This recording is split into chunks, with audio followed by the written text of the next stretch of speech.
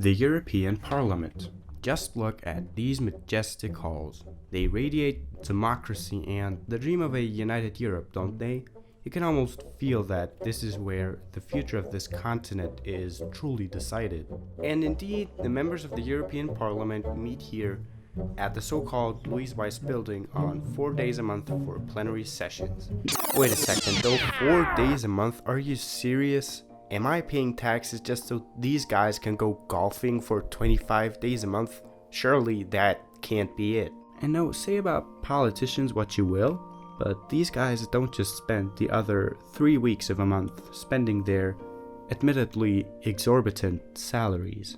Because you see, this is not the European Parliament. Sure, it says so at the entrance, and while the French government will still very much insist that this is indeed the home base of the EU's legislative branch, that couldn't be further away from the truth. Travel to Brussels and you'll find the actual European Parliament, where all members of the European Parliament eat, sleep, and live.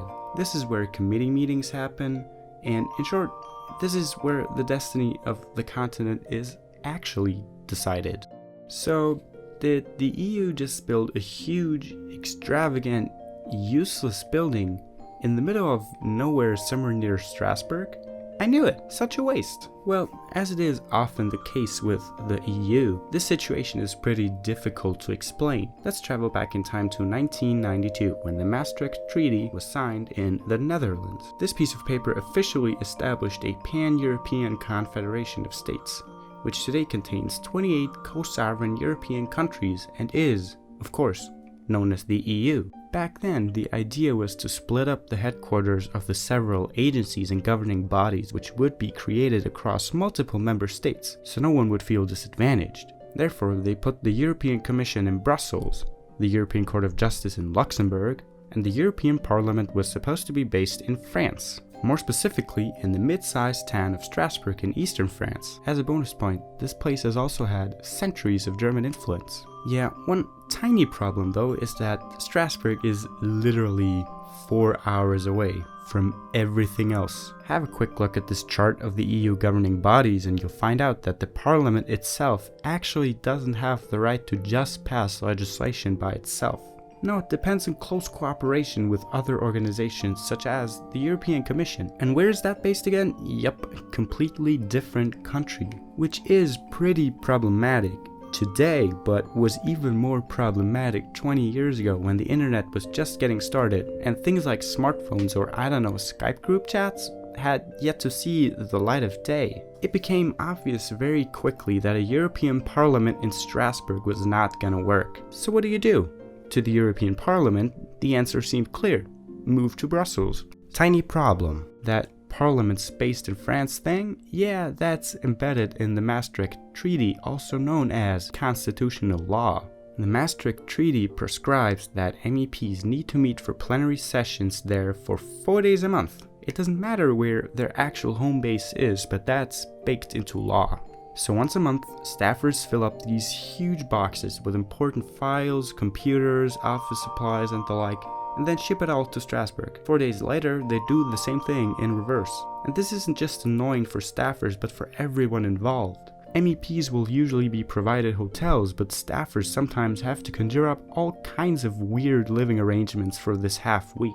This traveling circus, as it's called, has also received broad coverage from the media, especially focusing on one important subject, the cost of all this, estimated at 114 million euros a year.